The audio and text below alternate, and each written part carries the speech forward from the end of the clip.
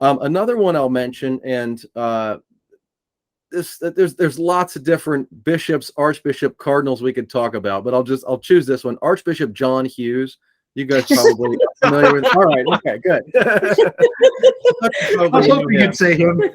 He is one of my top 3 or 4 most important American Catholics. Okay, great. So he was bishop.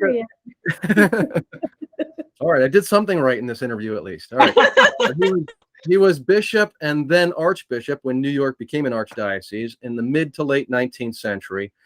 And he just did so much to kind of set the trajectory of the American church. We could talk about that in many different aspects, but just to mention one of those, education. He was a champion of specifically of distinctly Catholic education as a separate educational system from American public education. And the Catholic Church in the United States was kind of forced into that position by the fact that American public education at the time was relentlessly Protestant, which was good in the sense that it was religious. I mean, from the perspective of the 21st century, we look back and say, hey, that actually seems kind of nice. You know, they were teaching the Bible in public schools.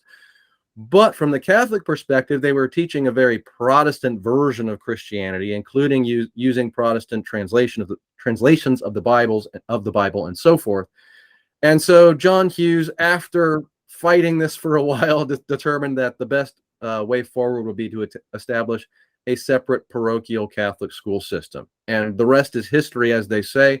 The parochial system, the Catholic school system in the United States became the largest private school system in the world.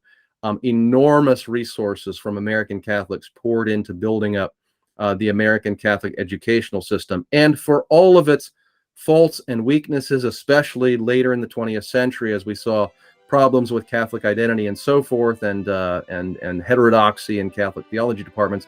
For all of those weaknesses, it's just been an extraordinary achievement and has had a major impact on American Catholic life and American life more broadly.